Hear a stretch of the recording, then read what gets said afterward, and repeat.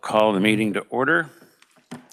And the only item on the agenda, besides possibly working a bill, is a hearing on SB 197 with a description on what SB 197 does. We'll hear from Revisor Reimer. And you're welcome to stay there if you want, or go to the podium.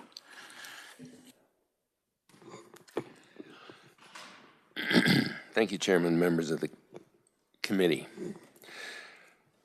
Substitute for Senate Bill 197 amends the Star Bond Financing Act in 7 ways. First of all, it allows vertical construction for projects in cities with a population under 60,000 if approved by the end of 2025. It removes authority for the use of eminent domain, adds redevelopment of a mall as an eligible project. It increases certain information transmitting and public transparency information publication requirements for the Secretary and also the city and county governing bodies. It requires collection and reporting of visitor data from all entities utilizing point-of-sale systems, and that is a defined term in the bill within a Star Bond district. It prohibits financial assistance from the state or state general fund monies to be used for the purpose of paying Star Bonds. And finally, it extends the Star Bond Financing Act's expiration date, which would expire July 1st of 2026. It extends that to July 1, 2028. So first of all, vertical construction. This provision that I just referenced was added by the Senate Committee of the Whole. As I mentioned, it allows vertical construction for projects in cities with a population under 60,000, but there is a deadline that the project has to be approved, or that rather the Star Bond Project District has to be approved by the Secretary prior to December 31, 2025. The bill strikes a number of provisions pertaining in the current law pertaining to the use of eminent domain. You can see those on Section 3, page 2, and then there's also striking of some language in Section 7, pages 22, 23, and there's also some text that's added specifically stating that no city or county shall exercise eminent domain power to acquire real property for a Star Bond project. You can find that addition at Section 7 on page 23. As I mentioned, a new eligible project is added by the bill, redevelopment of a mall. So Section 1 is a new section that's devoted to this new project. A mall project may be located in a newly created mall, Star Bond Project District, or it also may be located in an existing Star Bond Project District. Bonds issued for the project may be financed as typical by revenues provided by the Star Bonds Act, and may also include 100% of the tax increment revenues from the district. Bonds issued may pay for any or all amounts of the overall project costs and shall not be limited to payment of only a certain percentage of total costs. That's new Section 1. The definition of eligible area is just amended to include mall facility at Section 4, page 3, and mall facility is defined on page 10. It's also included within the definition of project costs at page 6. So the project costs include, I would note, costs incurred for this construction or renovation of interior and exterior structures, parking facilities, multi-level parking structures, infrastructure and utilities, acquisition of personal property, and any other related expenses necessary to develop and finance the mall facility. Definition of Star Bond project is also amended to include an approved mall Star Bond project as defined, and that's at Section 4, page 7. So, as I noted, there's a definition for mall that's set out in the bill. You can find that at Section 4, page 10. Mall means an enclosed area comprised of multiple interior-facing businesses and stores, and basically the definition fits what one would expect for a definition of a mall. Mall facility means an area containing a mall located within the state of Kansas. And then there are also definitions for mall star bond project that require a combined capital investment of at least $10 million and contain a mall in which 50% or more of the total leasable area for businesses to operate in the mall is unoccupied. The provisions pertaining to information transmission and additional public transparency provisions, you can find transparency provisions. You can find those on Section 5, page 11. Under current law, a feasibility study is required, and as part of that study, there must be inclusion of visitor expectations and a plan for describing how the number of visitors to the Star Bond Project District will be tracked and reported to the Secretary on an annual basis. So that requirement's changed to reporting to the Secretary on a quarterly basis. You can see that on page 11. Current law requires that upon the governing body of a city or county adopting the Star Bond Project Plan, the clerk of the city or counties transmit certain information, including description of the land, ordinance or resolution that adopts a plan, a map showing the district boundaries, to the county clerk, appraiser, and treasurer of the county and the governing bodies of the county and the school district.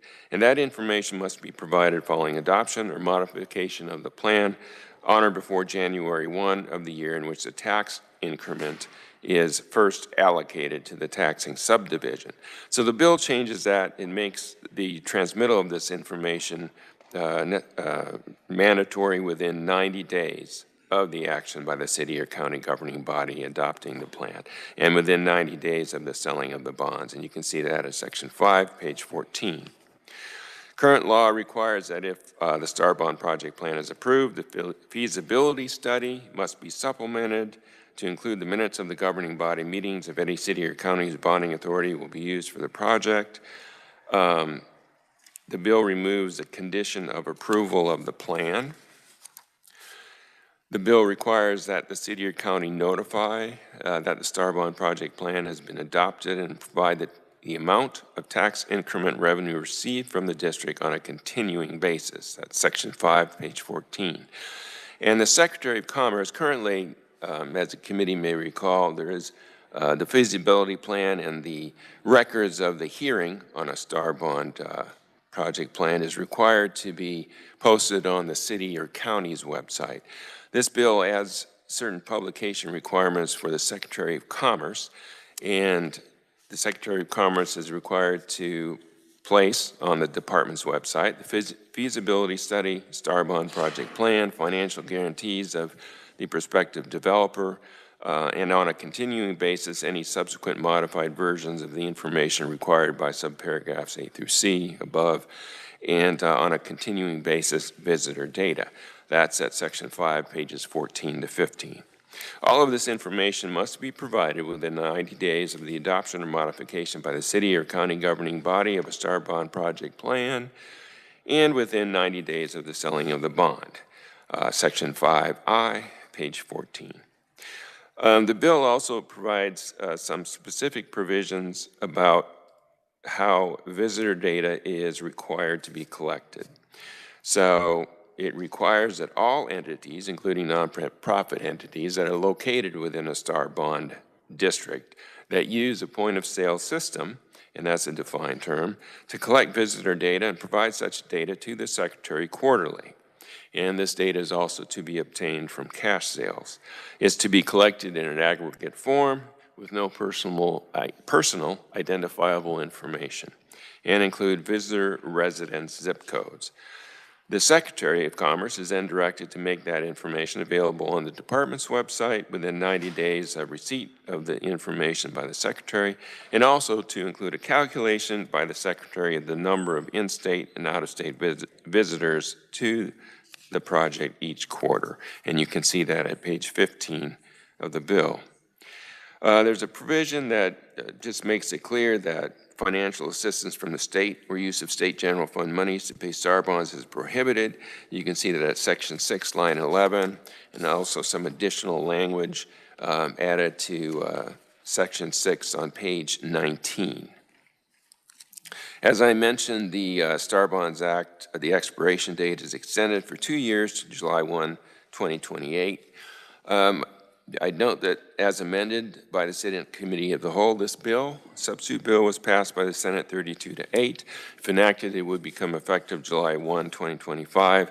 And just a note that as introduced, this bill contained only the expiration date of the Star Bonds Financing Act, and it extended it 5 years to July 1st, 2030. And that was the only provision, and the bill is introduced. So with that, stand for questions. Okay, so quite a few changes. Committee, are there any questions for the reviser? Representative King. Yes, thank you, Mr. Chair. Quick question on in the summary number 1 and number 7, those 2 dates. The date of by the end of 2025, so the project has to be approved by then. What's the difference then between that date and then the date in line 7, the Star Bond Financing Act expiration of July 1? Representative, so the first date you see on page 2, lines 9 through 14, that date, December 31, 2025, pertains specifically to the approval of a Star Bond project district in cities with a population under 60,000 if that project is going to be approved for vertical construction by this bill. So if a project, a Star Bond project district, wants to include vertical construction, which is typically not a part of Star Bond costs, then that project district must be approved prior to December 31, 2025. So there's a specific deadline with respect to that on page 2. The deadline at the end of the bill is respect to the Star Bonds Act as a whole. So that bill, the Star Bonds Act as a whole would expire July 1st, 2026. This bill extends it 2 years to July 1, 2028. Thank you, Mr. Chair.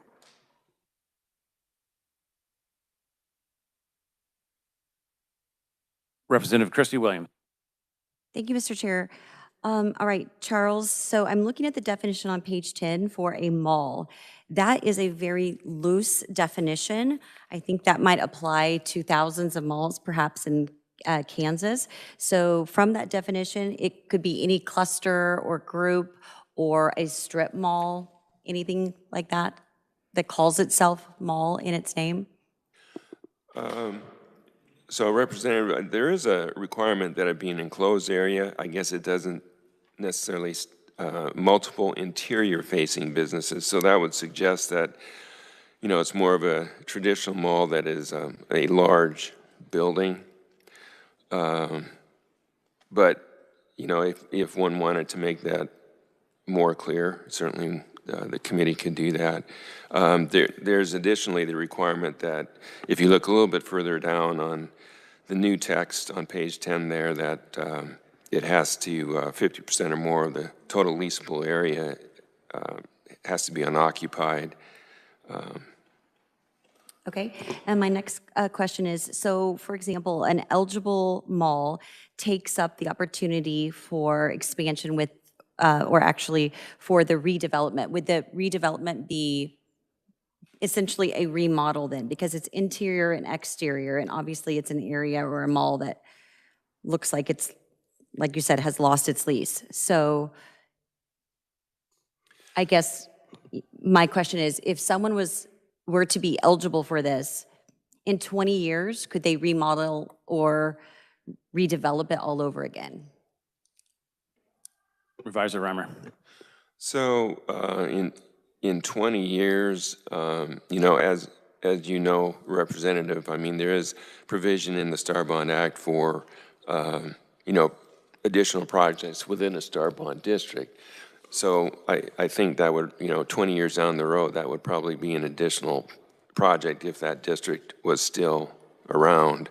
But in response to the first part of your question, I think you need to find the answer on page 6 in the definition of costs with respect to a mall facility.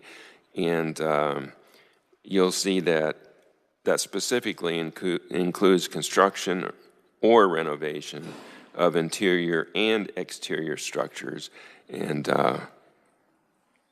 goes on from there, and also personal property. So I think that's an important portion of the bill with respect to your question as well. So this is the first time that we've ever allowed for interiors, is that correct? Supervisor Reimer. I believe, and the chairman probably has a better memory than I do about this, but I believe there was inclusion of interior costs with respect to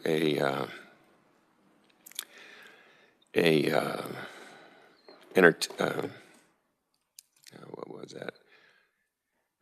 It wasn't an entertainment, it was a amusement park, if I remember right. So Representative, there's provisions in the original Star Bond bill, the underlying bill, for vertical construction for the amusement parks and for the, well, that was on a, I guess that might have been a proviso, but for multi-sports complexes and a couple of others that allow for vertical construction. This would be the first time we would allow for a Star Bond project to reconstruct a mall into, or reconvert a mall and allow for vertical construction as well. Yes. Well, let me follow up on that question because I don't think I'm clear on the answer to whether or not in 20 years, if a mall had 50% of its area not leased, if it could go ahead and reapply for this again. I think you said they could not, they'd have to build on, but I'm not so sure by reading the language. Supervisor Reimer. So there's nothing in the bill that would prohibit a mall project as opposed to any other project. So the same provisions would apply with respect to, you know, a project 20 years down the road. So, so I think that would probably be a new project, and there is provision in the Star Bond Act for doing additional projects within a district. But, you know, that assumes a lot of things. It assumes the Star Bond Act is still around. It assumes, you know, 20 years is a long time, so. Representative, so Star Bonds are based off of the increase part of this, of the sales tax. And so in 20 years, if you were going to redo the same project, as long as those bonds were paid off, in order to sell new bonds, you would establish a new base at what the current collections are, and it would have to be above and beyond that. So it might be difficult to find people to buy the bonds, but that would be the only thing stopping them, as far as I can think. Representative Williams. So on that question then, so currently with this, is their base including anything in that 50% that is, or anybody that is currently in that mall? They would be part of the base, correct? So the base would be not, and correct me if I'm wrong, Charles, but the base would be everything in the Star Bond district that is currently being collected as far as sales tax. That would be your base. Anything above and beyond that would be to go pay off the Star Bonds, and that would be increase in sales tax collections, and that's why Star Bonds supposedly work. Okay, so Representative Williams. theoretically, they could potentially use it for remodeling or redevelopment in 20 years if they still had 50% available and they were filling it up with this new remodel, then they could take that collection and use it if the bonds. But I guess my last question really is, I didn't see it. Are there any sunsets or caps in this bill? Supervisor Reimer, I think the sunsets are, we extended the current sunset of Star Bonds by 2 years, and then we put a sunset for vertical construction in an area of 60,000 people or less, and it appears to be for one project because it expires at the end of this year.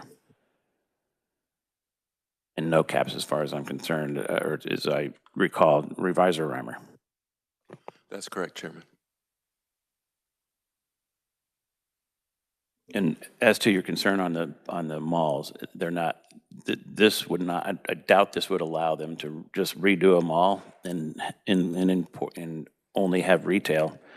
because it has to be a tourism project. It has to be something that will bring people to town. And a shopping center really doesn't do that, but you never know. You never know these days. So, Representative Clayton. Yeah, so again, this is a question just to the origin of that same amendment, because I looked up floor amendments and the mall thing was not added on the floor. I'm going to assume it was added in committee, so we don't know. I want to know where this mall provision is coming from. It immediately sort of causes me to balk. We had an old mall in my legislative district and managed to get it redeveloped without state incentives. So I don't know if you can speak as the origin as to which legislator brought this amendment in committee. I don't see it online or in the sup note.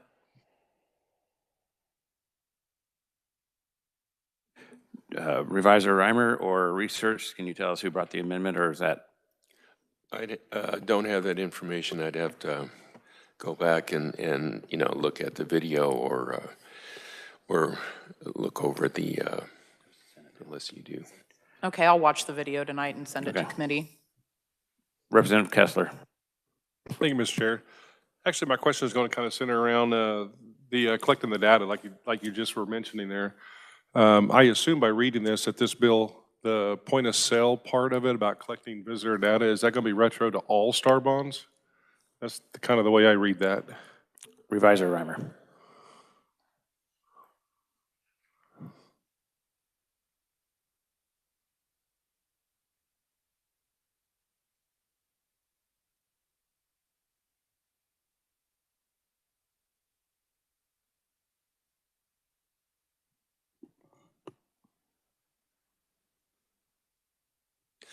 So the language that starts out on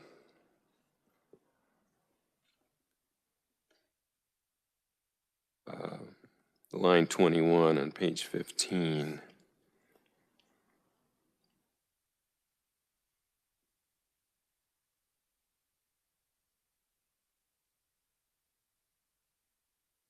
Starts out with on and after July 1st, 2026. So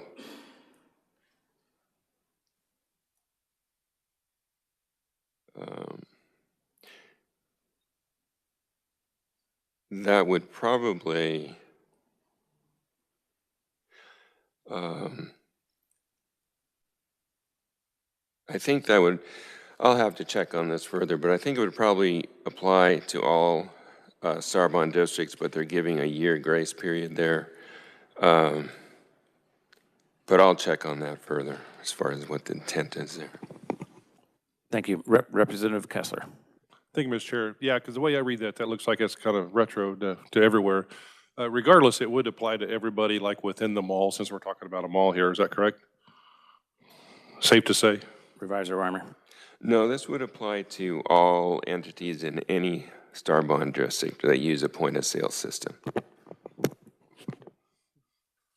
Representative Kessler. Thank you, Mr. Chair. They're sorry to get kind of hung up on this just a little bit, but I've used lots of point of sale systems over the years. My 30 plus years in retail, I've used free systems, very inexpensive systems, current systems that are, you know, hundreds of thousands of dollar systems. And I have yet to have a system that would track the zip code, every cash sale, have an option to punch stuff in. I have never seen a system that does that. So I'm kind of curious if that would be feasible. And I'm looking at the definition. It says a combination of things, ledger, different things like that. Okay, I get that, but it still talks about a point of sale system with a scanner. So I just can't, I'm having a hard time understanding that a little bit. Yeah, I've been receiving lots of questions on that, Representative, and I don't know that asking the actual attraction to track something like that in some manner, but to ask everyone in the entire district to purchase extra equipment and also make reports seems like it's kind of a burden to be in that STAR bond district. So that's something we probably need to take a look at. Any further questions? Charles, on page 1, line 33. Let's see, what is that?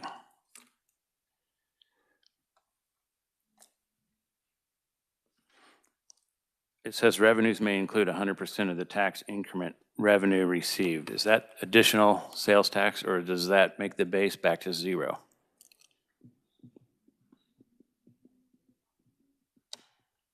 In new section 1 there, Revisor Reimer. So the reference to tax increment, you know, I would think it would be to the additional. Just wanted to confirm that, thank you. And then, see, the eminent domain portion of this, it's my understanding that we currently have a law on the books that disallows eminent domain for any economic development program. Is that correct?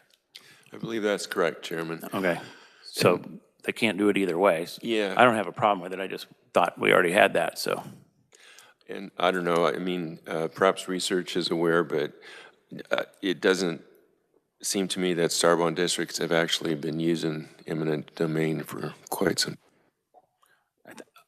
Yeah, right, so I think we allowed it for the very first Starbond district, and then after that, they weren't disallowed in another commerce law, but just wanted to make sure that was still on the books. Page 19, line 18. This is my last question.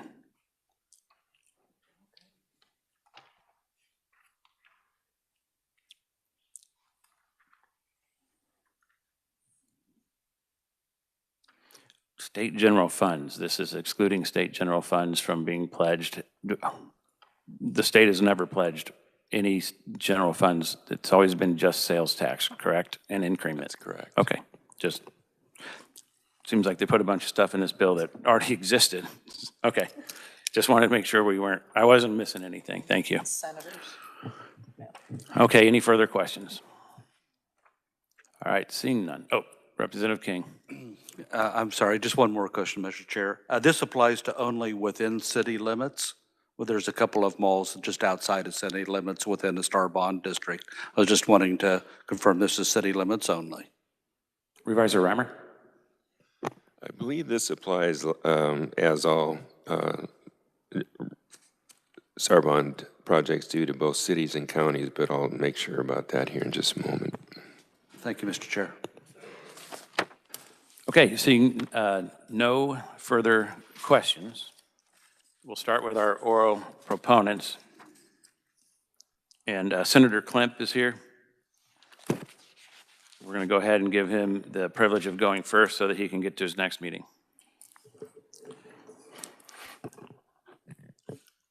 Senator, I know you have not produced any written testimony. If you could just get that to us just in a summary form sometime by the end of the day or tomorrow so that we can have it for our minutes. Thank you. Thank you, Chairman Tarwater and committee. So the question was asked a little bit ago, who submitted the amendment for malls? That was myself, so you don't have to look at it online. And the thought was, originally when the amendment was submitted, it was around dilapidated malls such as in Leavenworth. That's been dilapidated for, I think, 29 years. And there is also a mall in Wichita area as well. So from that perspective, I think there's another 12 to 14 that fall into that same category throughout the state of Kansas that are in decline or already have 50% or less. And the goal would be to drive in outside folks to come into that mall, such as what you mentioned when you were just talking about it. So that was this in the spirit around the accountability amendments were, I think, driven off of AFP, was looking to push some accountability down to the Department of Commerce. So that which drove some of those additional comments. So one of the comments that I was going to make today is we have an amendment that is centered around currently the Kansas City MSA includes Leavenworth County. Leavenworth County is when you think about Leavenworth, we have a city that is slightly in decline, and the thought was to extract out Leavenworth County out of the MSA of Kansas City, which has a 75 million requirement, as well as a 75 million yearly revenue, if I'm not mistaken on. There are significant numbers that Leavenworth would never be able to hit. So the The amendment that we're talking about, that we'll have the documents by end of day, is centered around extracting out Leavenworth County out of the MSA, and there's really only 3 counties. There's Kansas City, Wyandotte, and Leavenworth, and we sit on the outskirts of all of that, and we really should not be included in those areas. There are some star bond opportunities that are well below kind of what we're talking about, but that would bring in outside across the state lines folks into our community. So that's we'll get that to you if there are. I'd love to stand for questions if you have any. Good comment on the, how do you have an IT software system that collects all that data? So that was a good question. We had that in the Senate as well. Okay, Senator, so and for clarification, for those of you that are new to the committee, aren't familiar with star bonds, normally if your population is low enough, we allow you to do things like community theaters. I think the baseline for investment is 1 million, maybe 5, but I don't know exactly. And you can also do self-financing, so you don't have to go through the bonding process and spend money to issue bonds when the developer could put their own money up and then get repaid back over time. And Leavenworth would fall into that county, into that classification, with the exception that in the original star bond, I think, bill, we included them in the MSA for all of Kansas City, which kind of puts them they'll never be able to do a star bond project or make the smaller ones work unless we can separate them. Is that good enough, Senator? Thank you, Chairman. Yes, that's correct. Okay, all right. Any questions for Senator? Okay, seeing none. Thank you for coming today. All right. Let's see.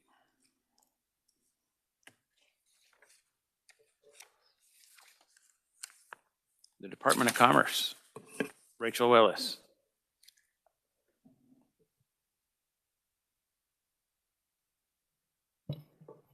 Thank you, Chairman, and members of the committee. My name is Rachel Willis. I'm Director of Legislative Affairs for the Department of Commerce.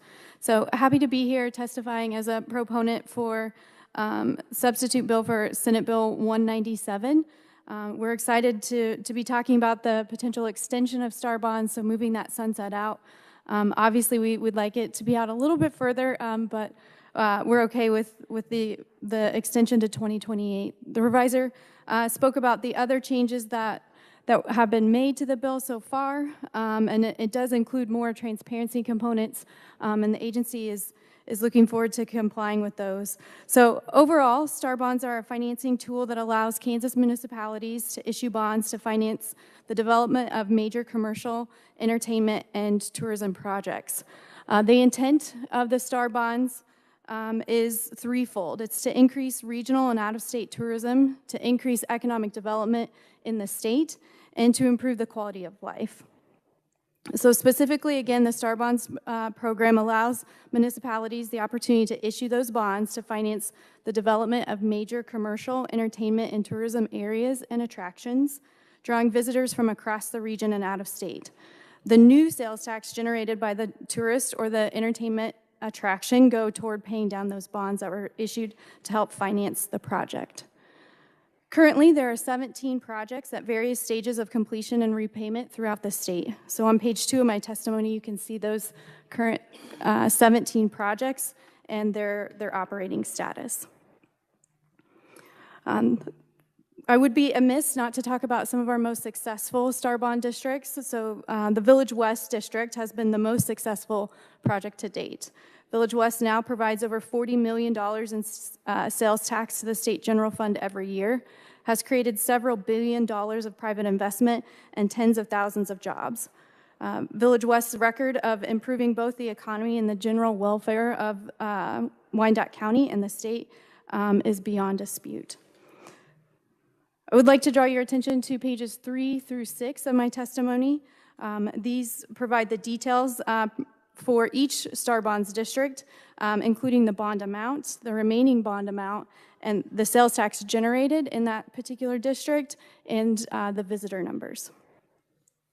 So just last year, in 2024, the district the agency assisted in 11 visitation and feasibility studies for potential star bond projects.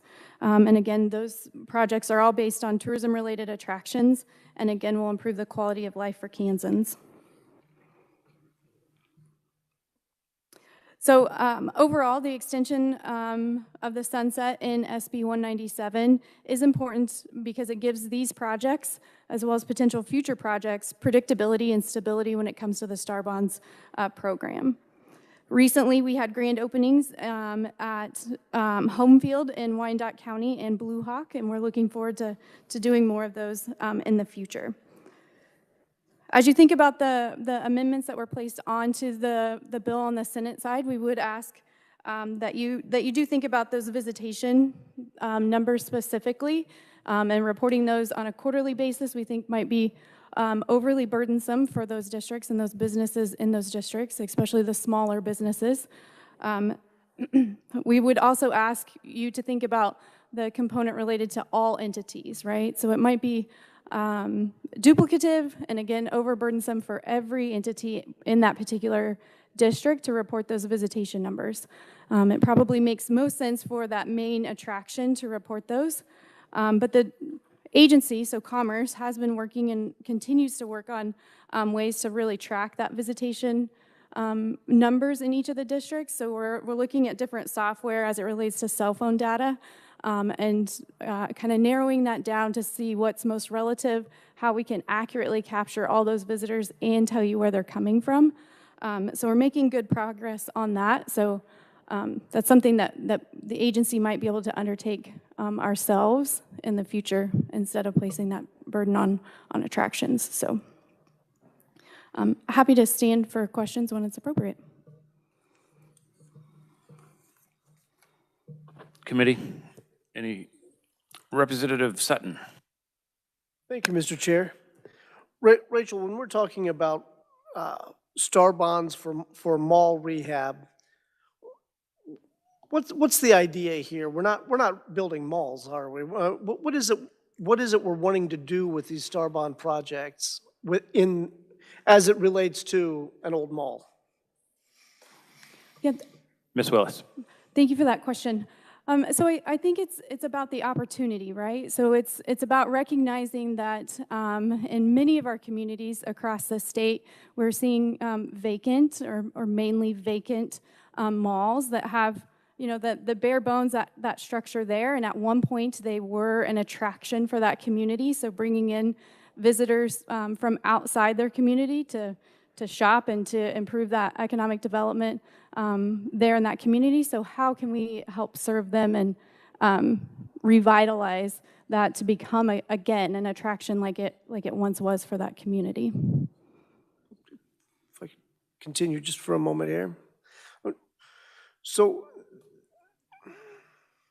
are we taking into consideration that the reason that they're dilapidated and empty might be a cultural issue, and further investing into a system that's out of fad doesn't seem to make a lot of sense to me?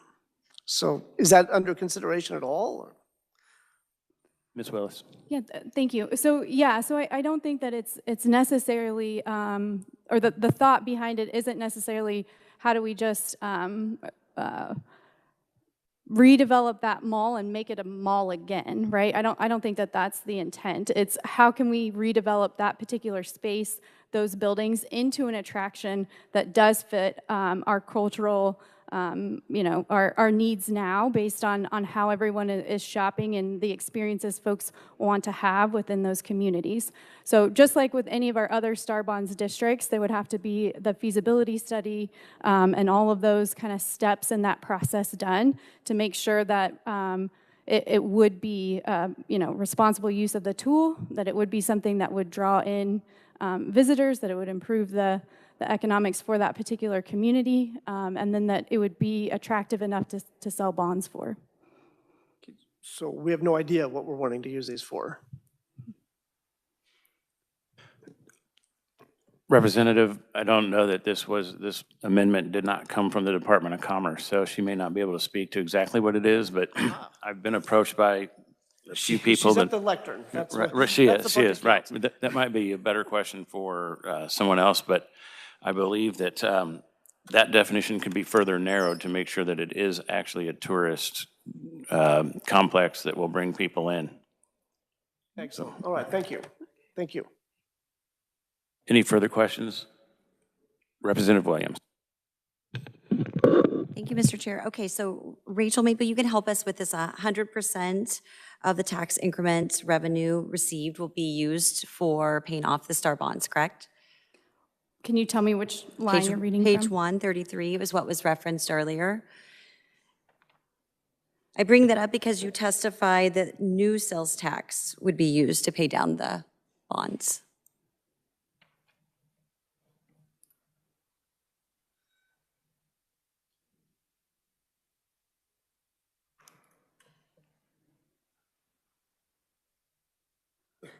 Yep. Thank you, Representative. Sorry, it just takes me a second here to make sure that I track. So I still think that it's talking about that tax increment. So it is still new, 100% of that new, so not taking from that base. Okay, so then it remains at 50% then? So it would remain, the sales tax that would be used to pay off those bonds would be the new, Just so the there would new, be a base. Just the new, and that's consistent with our existing law? Yes. Is that correct? And then Yes. my second question is, currently, if I'm remembering correctly, STAR bond districts do have to provide some type of data showing that they're out-of-state users. Is that correct? Ms. Willis? Yeah, so I do believe that that is part of the changes to the statute that were made in 2021 as far as collecting visitation. In those changes, it's my understanding that it's just for all of the established districts after that change went into effect. So any new STAR bonds district after 2021 has to help collect that information. Okay, so then my last question is just then, do we use geofencing to do that or point of sale? And what is that percentage for those that are required to make that report to the Department of Commerce? What percentage of sales tax would be from out-of-state Ms. Willis? purchasers? Yeah, thank you for that. So I don't think that there's, there might be one or two with those grand openings. Otherwise, I don't think that there's been a STAR bonds district that has been established after 2021, with the exception of, like I said, maybe the Manhattan new one and maybe Blue Hawk, but I'll have to go back to those dates. And with those two, that they just opened this fall, so there's no visitation numbers being reported. Some of them are, and we are working with them to collect more of those numbers because we do feel like it is very important. And so some of them are doing it on their own and reporting to us. So for example, the Atchison STAR bonds district, they had a little over 20,000 people visited, and that's represented 864 zip codes in 24 countries. And so as we're continuing to work with these districts, because we also believe that those visitation numbers are important, and it's important to know where specifically they're coming from. So we've been looking at it's a program called DataFly, and lots of tourism groups use that, and it's based on your cell phone data. So it's not a point of sale, so we're not talking about asking everyone for their zip codes, but it's tracking based off of that cell phone data. So I think that that might be one of the easiest ways to get that information. Thank you.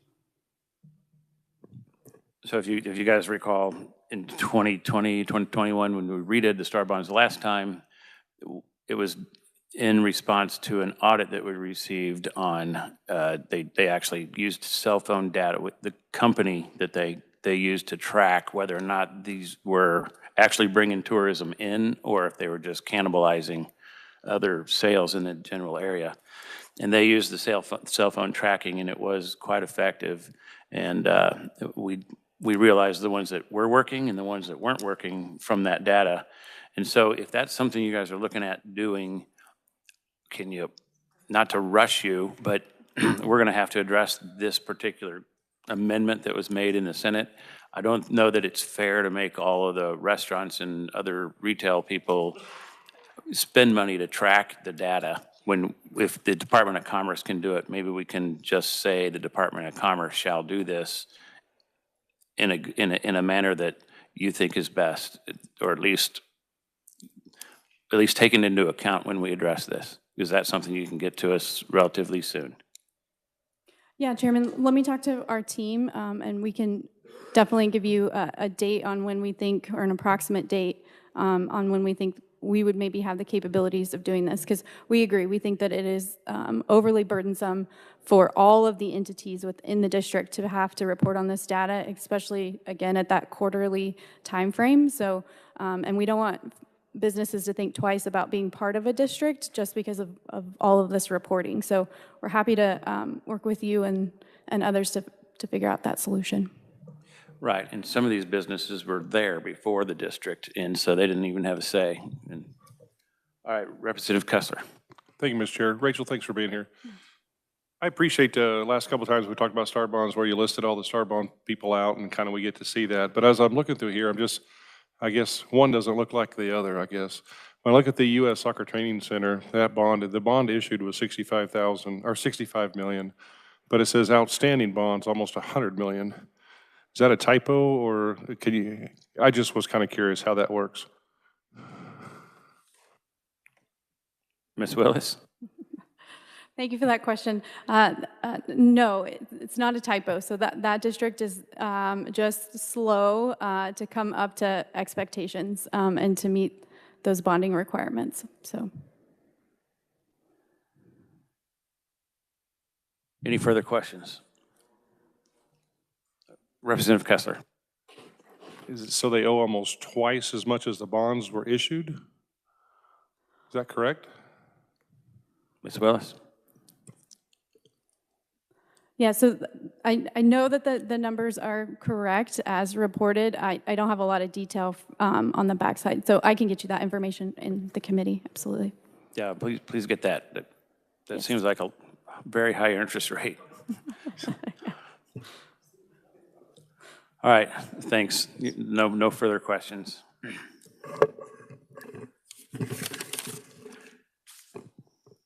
Pat Warren.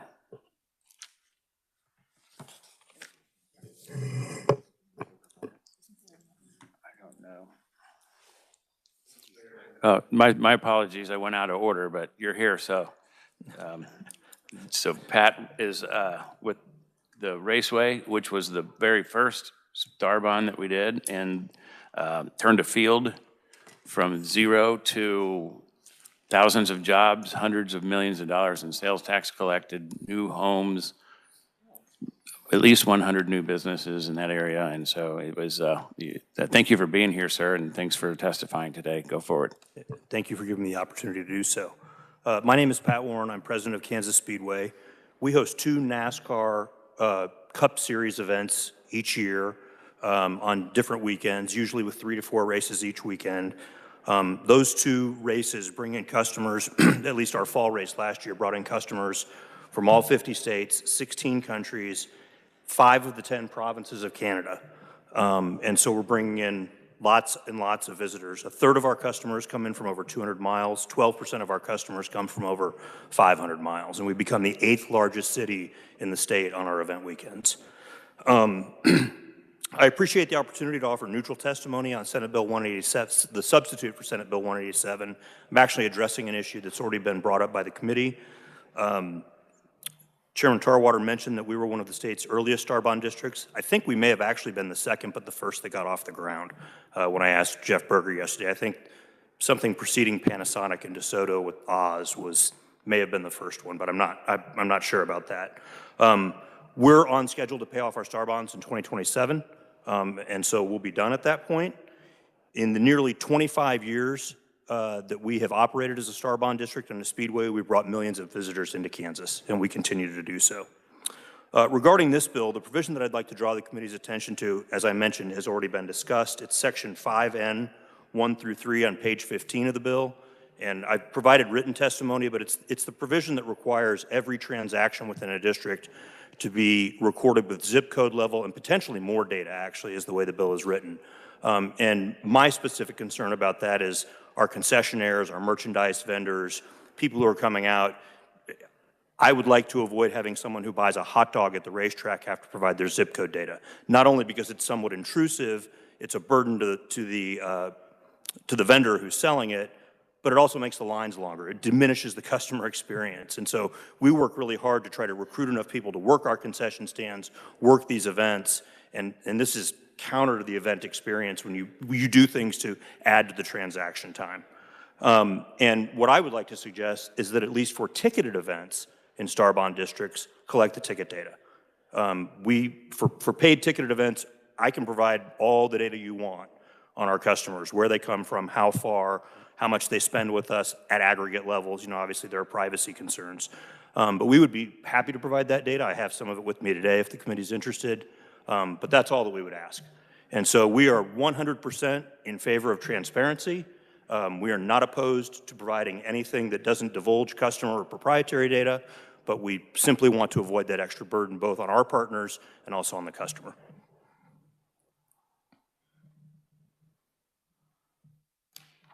All right, so we'll open for questions. I'm sorry, I didn't know you were neutral. I thought you were a proponent. Because I would say we are a proponent of Star Bonds. I'm neutral on this because we're concerned about that specific provision. Right. Well, the point of sale stuff is going to be an issue, I think. So how do you currently track your data? How are you, like if we were going to change this, not just for you, but for everyone on a better way to track, how do you currently do it? And what do you think works best? In our case, everyone who buys a ticket is providing us their address. And so we collect the zip code data at that point. And so we have literally a mailing address on every customer that we have.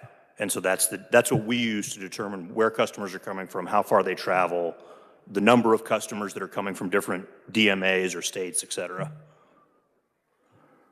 And then when they sell those tickets to somebody else, when they get there, do you track it at all like that, or how? Yeah, we now have, we've switched ticketing systems. So we're switching to Ticketmaster from a company called ProVenue, which is actually MLB's ticketing system.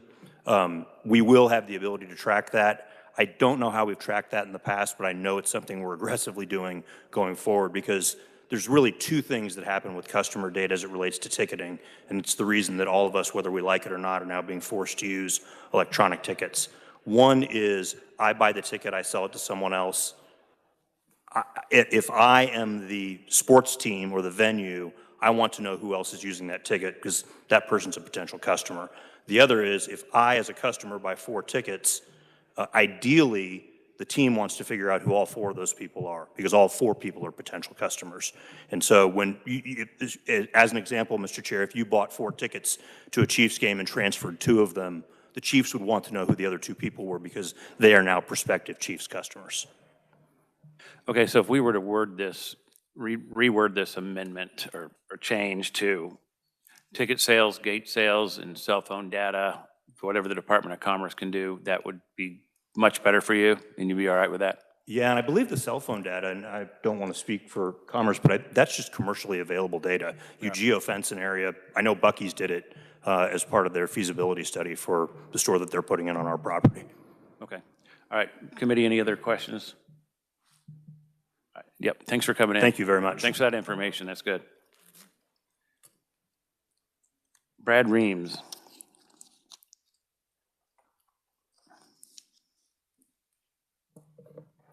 Thank you, Honorable Chairman, Vice Chairman Turk, committee members. My name is Brad Reams. I'm the director of the Great Plains Industrial Park.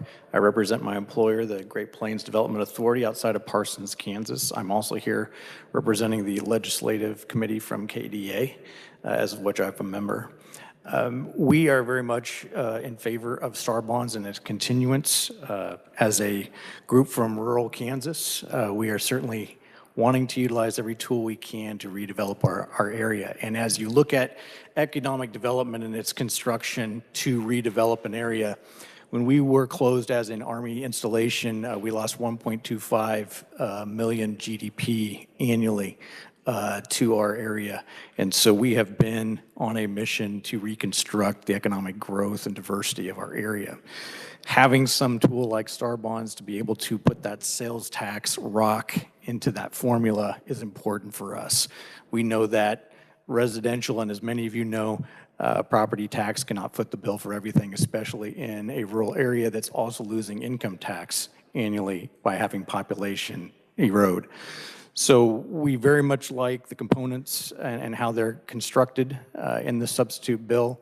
One thing we might ask is if you are collecting TIF, if it's a brick and mortar, a one-off, as opposed to a national standard business, would that e-commerce TIF come with it? That's a question I would have. But otherwise than that, again, big proponents of the bill would like to see it go forward. We are currently in about year one so far, 12 months of a planning for a project at our park that would be a star bond project. Committee, any questions? Can you run that TIF part back by us again? If it were a, kind of like this Kansas Speedway, if Kansas Speedway sells some merchandise online and it's an e-commerce sale, is that TIF increment, included in that? As opposed to, say, for instance, if a Walmart is selling something in a district? Because you can take it back to the brick and mortar, whereas you can't, with a national group. All right, that's something that's well over my head, so usually TIFs go somewhere outside of star bonds, but sometimes they put them in there to pay for the bonds as well. Representative Williams? Scratch that. All right, no questions, sir. Okay, thank you. Mitch Robinson.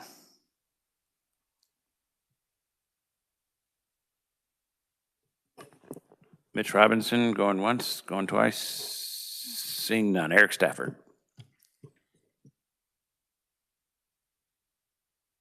Good afternoon, Mr. Chairman, members of the committee. Eric Stafford with the Kansas Chamber, and appreciate the opportunity to be here today on Senate Bill 197. Our points are very similar to Mr. Warren's. Really just looking at the data collection language and wanting to get a solution there out of concern of what the actual impact is. And our written testimony says the same thing as what Mr. Warren mentioned in terms of if it's a ticketed event, can we exempt the ticketed events from having all of the vendors provide the data? Can it just be collected at the point of sale of the ticket? So that'd probably be a cleaner way to do it, but then you still have to probably address a Star Bonds attraction that does not have tickets necessarily like a ticketed event for their attraction. So something to think about. But in our view, it's creating duplication by having every retailer within the district capture that data instead of just having the data that's already available when the ticket's sold. So happy to answer any questions, but avoid redundancy. All right, questions? All right, seeing none, any suggestions? How does the Kansas Chamber collect data on visitors? I don't think we do, other than registrations from our events. Yeah, but that's through the registration portal when people sign up online. So, yeah. Okay, all right, thanks. Okay, thank you. Is there anyone else here wishing to testify in person? Okay. Scott Schneider.